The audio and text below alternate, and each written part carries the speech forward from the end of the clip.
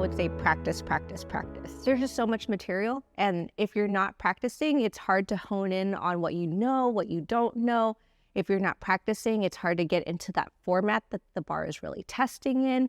Creating the schedule is something that, is definitely going to be helpful. Do practice exams, but also the practice exam should be something that mimics the real exam. That's definitely important. Making sure that you're, dedicating a certain slot of time to just studying and then other times to, running your errands is really important to make sure you stay on track and to guarantee that you're really making that full time effort. For me, it was really helpful to note when I wasn't sure about an answer while I was taking the test, so that when I was reviewing answers at the end, I focused on those, even if I got them right.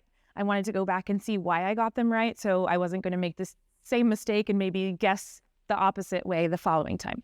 You don't have to know everything. A lot of times, especially for the essays or practice tests, you don't have to state it exactly one way. You can be creative in how you state your rule statements.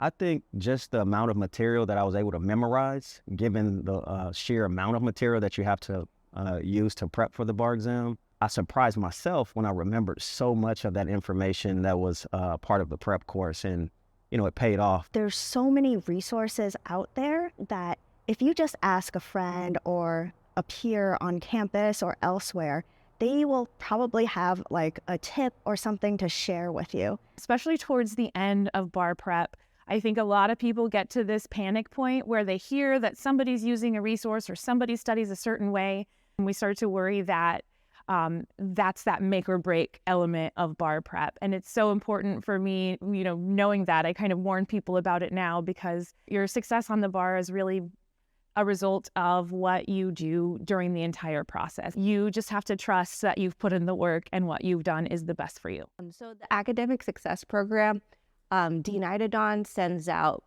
all the model answers for past bar essays, PTs for like the past 10 years. They're also available on the California Bar Exam website. I think, first and foremost, the Academic Success Center here at King Hall, Chris Idadon, he's amazing. And I used some flashcards for MBE sections, and that helped me a lot. I did participate in the King Hall Summer Bar Essay Grading Program. Having another set of eyes read my work and talk to me about it really helped me improve on the essays. Baressays.com, Adaptabar, and Critical Pass. I wasn't a flashcards person, but I think even Critical Pass was really useful just to have those like basic summaries of information. I think it's helpful to establish whatever routine you will be following on the days of the exam in advance. So if you're planning on getting up at 6 a.m. that day, a couple of days in advance, try to get up at 6 a.m. One important thing is to make sure you just try to compartmentalize each question, each task as much as possible. They have no bearing on one another. So if you don't feel great about one day, one essay, one topic, you can just move on and try to earn as many points or to make up ground elsewhere. So whatever you can do to relax and rest after that long day of testing to recharge your brain, that's what I would recommend. Just relax, don't stress about it, and know that your hard work that you put into it is going to pay off, and try to get as much rest as possible before the day of the exam. And when you're going into the exam, just try not to, stress out about it. It's going to work out. You're going to look back at it and you say, wow, I put in a lot of work and it's going to pay off. So I would just say, take it easy, go into it, and, knock it out of the park.